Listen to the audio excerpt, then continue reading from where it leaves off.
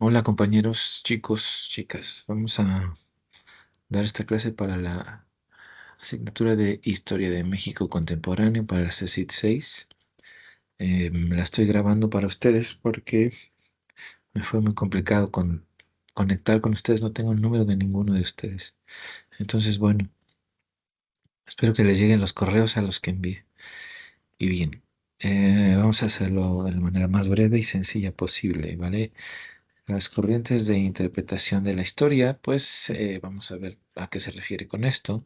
Está también en su libro, es el tomo siguiente donde nos quedamos, donde hablábamos del sujeto histórico, es lo que sigue, y nos quedamos en este pequeño recuadro donde habla sobre el hecho histórico, donde pues para que exista un hecho histórico dijimos que tenía que haber un sujeto histórico y esa situación tiene que ser, entre muchas otras características, pues realizadas por el ser humano y cumplir algunas cuantas situaciones que vimos en la clase pasada, ¿no? Entre ellas, pues tiene que tener obviamente un tiempo y un espacio para que se genere un hecho histórico y ser memorable para la humanidad, ¿vale? Entre eso.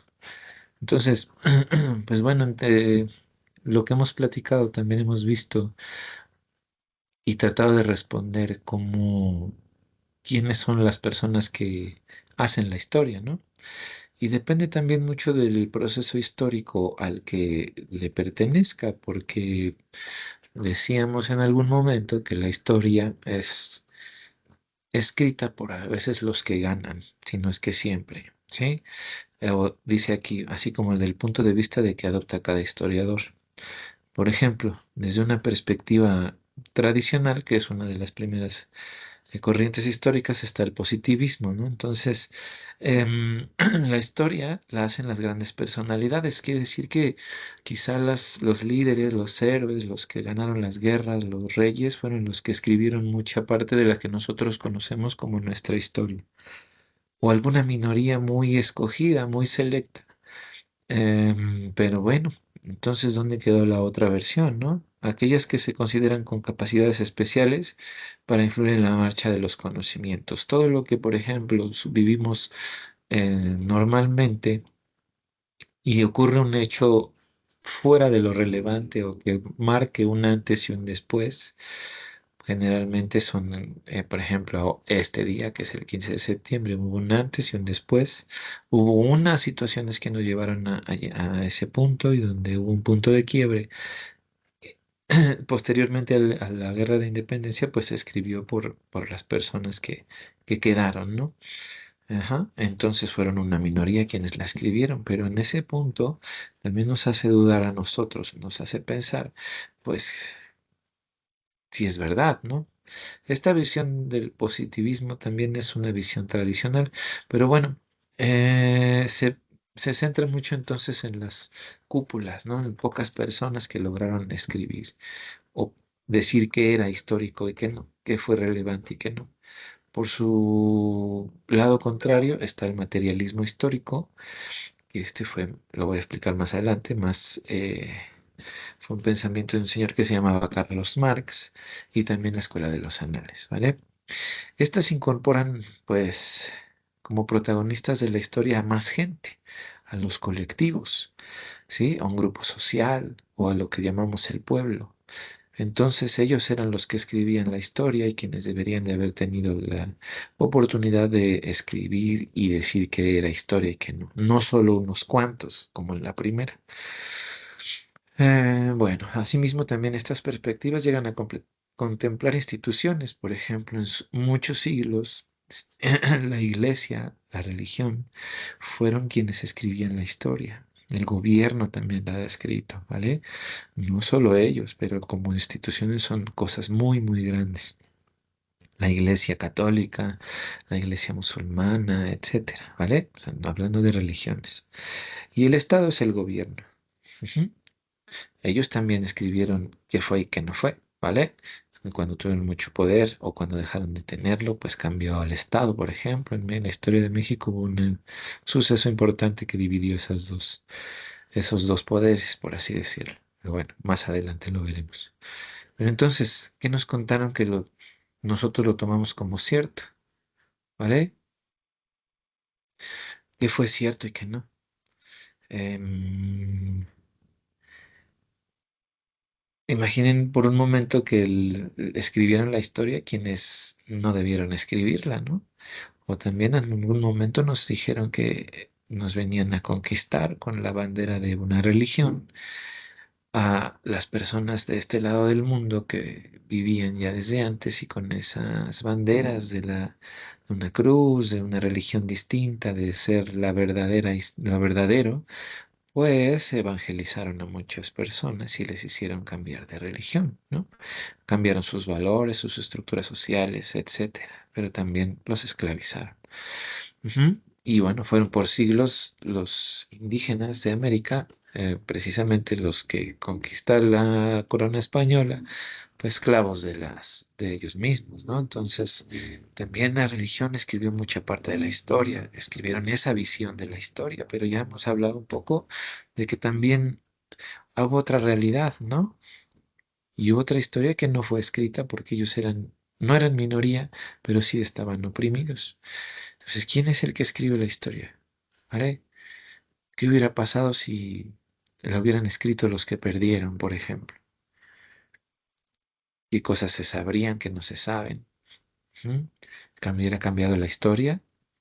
Claro que sí, ¿no? Entonces, una visión completamente distinta y aparte. Por eso muestro una foto aquí de pues, los indígenas trabajando, ¿no? Ya de muchos siglos después, pero que seguían reprimidos por una supuesta sociedad que era más avanzada, ¿no? Bueno, para no entrar en dimes y diretes, el sujeto histórico es aquel que protagoniza esa historia. ¿Pero por qué? Pues bueno, porque la historia no solo junta información y la escribe en un libro, sino que también la explica. Y es ahí donde nosotros tenemos que entrar a, a explicarla, como los profesores, los historiadores en primera instancia y bueno, más. Existen diversas corrientes que ofrecen distintos enfoques, es decir, como mencioné hace rato, hubo quien dijo que la historia la escriben unos pocos, hubo quien dice que la historia la tenían que haber escrito o la escriben los pueblos, los grupos grandes, los colectivos. Y otra vez desde la primera, nuevamente la positivista fue en el siglo XIX inspirada por un señor que se llamaba Augusto Comte. Él decía que la historia se centraba en los hechos comprobables y en ser objetivos, en lo que se podía comprobar que sucedió y siendo realistas. Ponía al historiador como el narrador neutral, o sea, no tenía que tener una posición ni de en favor ni en contra de lo que estaba, sino como que narraría lo que sucedió desde una posición en medio, sin poner de su cosecha. Por ejemplo, una narración de las guerras o de la narración de un periodo histórico o de un gobierno. Aquí puse algunas representativas, por ejemplo, del positivismo, donde se relatan cuentos de guerra, el relato histórico de la Primera Guerra Mundial, unas guerras más antiguas en España, ¿no? Ajá, son historiadores que lo ven desde este punto, ujú, tratando de no poner de su opinión, sino investigando y dándole su punto de vista, pero no personal, sino de lo que investigaron, de lo que ellos pudieron encontrar y representar. Enseguida está la segunda que expliqué hace rato, la de la marxista, que está basada en un señor que se llama Carlos Marx. Tocará que ustedes busquen la época, por favor. Y entonces él decía que la importancia de la economía estaba en cómo trabajaban las sociedades y en cómo se organizaban. La historia de ellos, pues también hablaba mucho sobre la lucha de clases, ¿no? El proletariado y los burgueses, por ejemplo. Pero hay dos ejemplos muy claros, ¿no? Cuando se dio la Revolución Industrial, cuando se da la Revolución Mexicana, ujú, que también él decía que la visión tenía que ser escrita, la historia tenía que ser escrita por las grandes sociedades que hicieron los movimientos, ¿no? La Revolución Mexicana es un claro ejemplo, aunque tuvo también sus caudillos o sus líderes, pero la historia la escribieron los pueblos porque fueron también los que se levantaron en señal de que ya no podían subsistir como estaban viviendo. ¿Vale? La foto más viejita, pues es un dibujo de la Revolución Industrial también, cuando los trabajadores buscaron por medio de protestas también sobre sus derechos laborales, justo que ahora impactan en nuestra sociedad. Bueno, la siguiente y que no se mencionó hace rato fue la historicista, donde dice que cada hecho histórico es único e irrepetible, ¿vale? Entonces le vamos a dar importancia al hecho histórico desde el contexto de la cultura. Es decir, por ejemplo, piensen hoy que es 15 de septiembre, pues qué estaba a punto de suceder en esa sociedad cuando se levantaron en armas porque decían que ya no querían vivir al yugo o al castigo de las sociedades de la Nueva España, o del virreinato. Ujú. De los reyes que mandaban desde otros países y desde esa postura donde los pueblos mexicanos, los que no habían nacido también en España, los esclavos, todos eran menos que los peninsulares o los españoles, ¿vale? Un ejemplo, pues es lo de hoy, la independencia de México en su contexto, ¿vale? Entonces, pues bueno, aquí habrá también muchas visiones de este hecho histórico, pero hubo un hecho único y irrepetible, ¿no? Que lo celebramos desde hace 200 años, se conmemora, por así decirlo. Mejor dicho, lo conmemoramos porque fue una batalla donde también murieron muchísimas personas y bueno, era una revolución también en el aspecto que tenía que cambiar todo, porque ya no había más, había mucha tensión en muchos aspectos de la sociedad que ya no eran sostenibles y entonces la gente se levanta como hecho único en ese momento y nunca había sucedido porque llevaban muchos siglos en conquistados por otra cultura, ¿vale? Entonces se levantaron ellos. No estamos ahondando ahorita en detalles de este hecho histórico, pero es único y irrepetible y bueno, 1810, ¿vale? La corriente estructuralista dice que esta es más reciente, sobre en el siglo XX y está influida por las ciencias sociales. Ya habíamos hablado de cuáles eran las ciencias sociales, pero ellos analizan estructuras de una manera más profunda, desde la política, la cultura y la economía. Y, por ejemplo, la influencia de la sociedad, en la influencia de la iglesia en la sociedad colonial. Eso fue un hecho muy, muy relevante para la sociedad en ese punto, porque imagínense que tú tuvieras la escuela como la vemos ahora y que la hemos visto y que pues, tus papás, tus tíos, tus abuelos han pasado por esa manera de ser enseñados y que de pronto llegara una sociedad nueva que nos dijera, no, eso nunca, no fue así, eso es incorrecto y nos cambiara toda la manera de estudiar, de aprender y nos dirían que tuviéramos que también cambiar de religión y de creencias. Es un choque muy, muy fuerte, ¿no? Pero la iglesia, pues vino a cambiar todas esas estructuras de la sociedad cuando llegaron a América y por muchos siglos. Hasta la fecha, muchos de nosotros posiblemente estemos bautizados o confirmados o incluso en alguna religión, ¿no? Cualquiera. Ya saben ustedes que de pronto hay unas más populares en otras, pero en concreto pues fue la Iglesia Católica la que llega aquí a la Nueva España y les cambia la estructura a todos los niños y las personas que estudiaban, ¿no? Niños, niñas, ajá. Y bueno, con la bandera de la religión los reeducaron, cambiaron todo su sistema de educación y de valores incluso, ¿vale? Se puede hacer un ejemplo de la corriente estructuralista, porque la iglesia tuvo muchísima influencia en la sociedad en ese momento. Y ustedes en algún momento también hablaron de la Inquisición, ¿no? ¿Se acuerdan? Imagínense qué poder tenía la iglesia que podía realizar esos actos a las personas por el hecho simplemente a lo mejor de pensar que fueran, pues, pecadores, ¿no? Entonces, bueno, después andaremos en esa parte.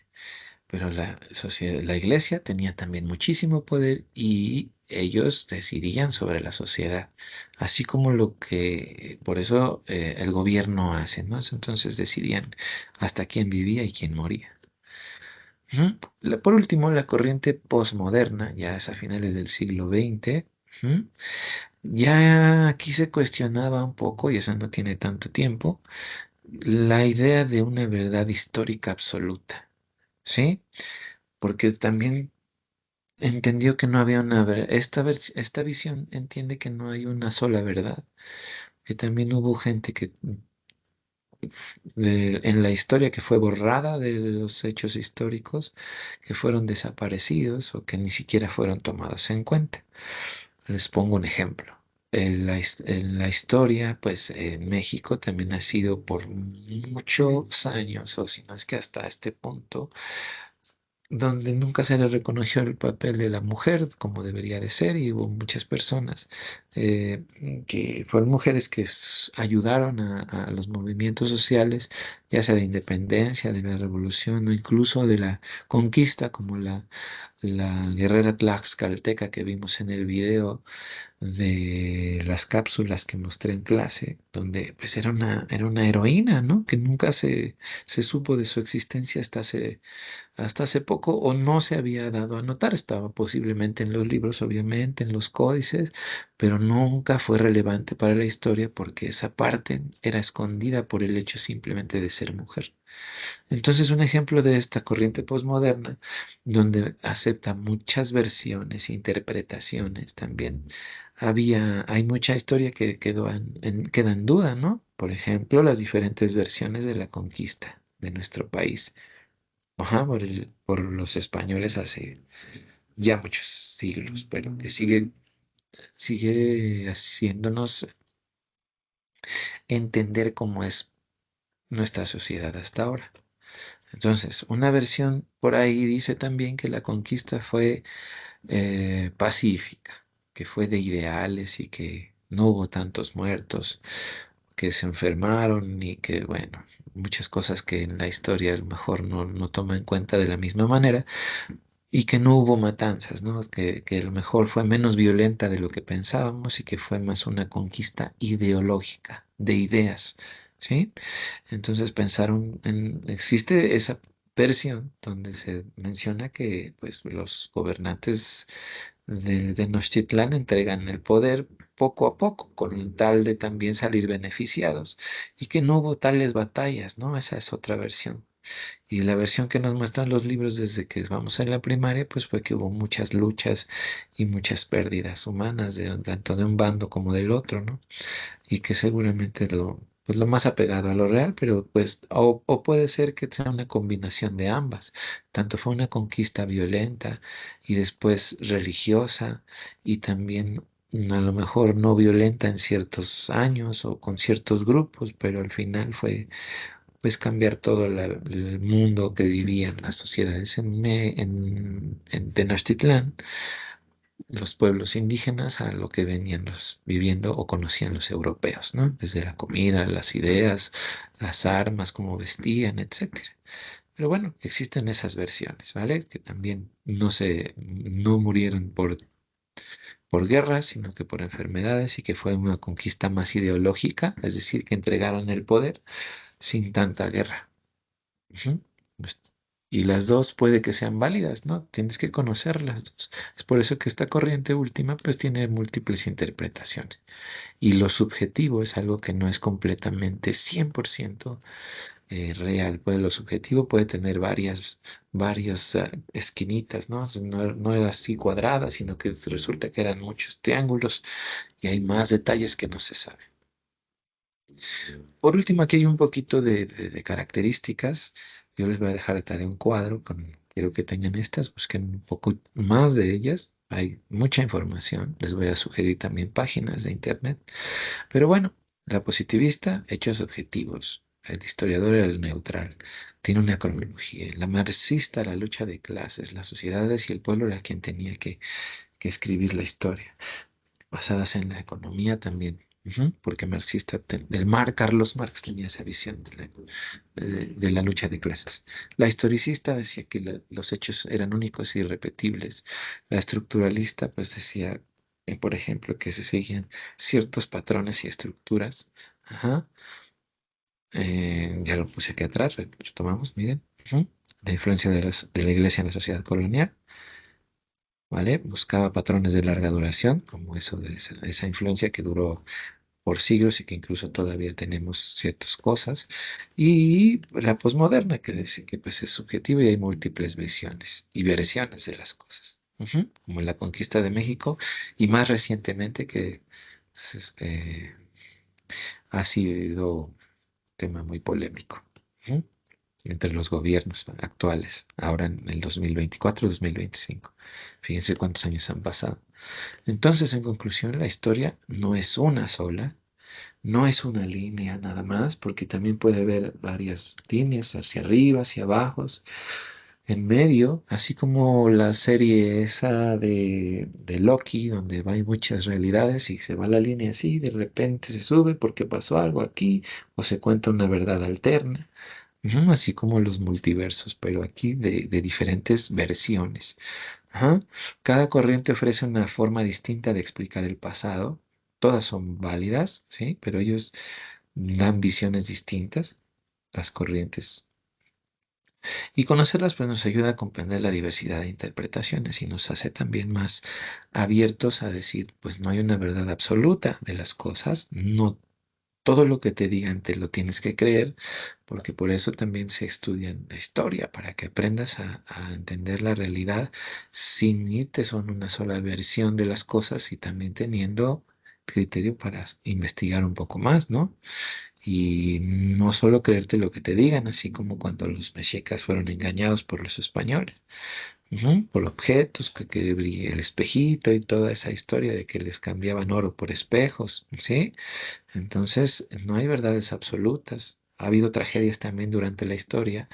Por ejemplo, un hecho reciente muy trágico fue lo de la desaparición de los estudiantes y hay muchas versiones de ese hecho sin saber cuál en realidad es la verdad histórica, ¿vale? Y absoluta. Y al final puede que no exista una verdad absoluta histórica. Pasaron cosas que no se va a tener, se tienen explicaciones y distintas versiones. Ujú, pero interpretaciones de las cosas. Entonces, voy a dejar estas dos preguntas. Dice, ¿qué corriente te parece más útil para entender la historia de nuestro país? La de las múltiples versiones, las del hecho histórico, como ese investigador que va a decir esto es lo que hay y no hay más. Un poquito más cuadrada, pero también es válida. O decir, pues estoy consciente de que muchos personajes en mi país que murieron sin que pudieran decir su versión de la historia o que desaparecieron sin que pudieran contar la historia que ellos conocían, ¿vale? ¿Crees que es posible una historia totalmente objetiva? ¿Crees que hay una sola versión de la independencia de México o de la Revolución Mexicana o de, por ejemplo, de la política en México, los que ganan, los que no ganan? Ujú. Queda para reflexionarse, ¿vale? Y por último, les voy a mostrar un cuadro que lo voy a enviar y me van a ayudar tienen tarea, yo sé que tienen tarea, dejé mucha tarea, ya dejé dos cosas para la siguiente semana, pero esto es un cuadrito que les estoy poniendo aquí los links para que me ayuden a llenarlo, lo van a imprimir y lo van a llenar a mano, ¿vale? Entonces, ahí están los links para que busquen, compañeros, compañeras, y habla sobre solo estas cuatro, porque faltó una, ¿vale? Esta de la Escuela de los Anales. La van a buscar. Dejé una por ahí perdiendo. Ujú, y ahí está un artículo en Wikipedia que no a lo mejor es una fuente muy, muy, muy confiable, pero que sí tiene información relevante y que nos va a ayudar, ¿vale? Entonces, mire, por ejemplo,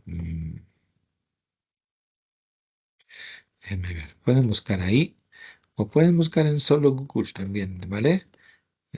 Escuela de los Anales. Ajá, por ejemplo, canales, corrientes historiográficas también puede ser, ¿vale? Ujú. La Escuela de los Anales fue una corriente historiográfica francesa y ahí están los datos. 1929, pues esta fue, ¿en qué fecha o periodo? Pues 1929, ¿vale? O siglo XX. ¿Y cuáles son sus características? Bueno, pues me gustaría que buscaran un poquito más, por ejemplo, aquí en este portal académico, que este está bastante padre, también ahí van a ver que están las corrientes historiográficas, ¿sí? Es una de las CCH, que está en positivismo, Materialismo histórico, historicismo, ujú, y aquí está una de ellas. Ajá. Esta de los anales es propuesta por esta persona que se llama Fernand Braudel. Y vamos a ver, lo buscan por favor, ¿vale? Y también habla sobre algunos que yo les dije, pues tú la historia se mueve en tres planos. Ujú. Es francesa, aquí están unos cuantos datos, cuarto de siglo del siglo XX, ¿sí? Y cuáles eran sus características por buscarlas. Ok, eso sería imprimir y por favor llenar a mano, ¿vale? Nada más. Entonces voy a guardar este video, va a estar disponible y esta tarea va a ser para la semana que viene. Si ahorita ustedes ya tienen dos cosas que entregarme el día 22 que pedí, ujú, pero esta va a ser para el martes 23, por favor. Martes 23 de septiembre. El cuadrito, ¿ok? De todos modos se los recordaré en clase, pero pues no quiero que les gane el tiempo. Y muchísimas gracias. Estamos en contacto y disponibles. Cualquier duda.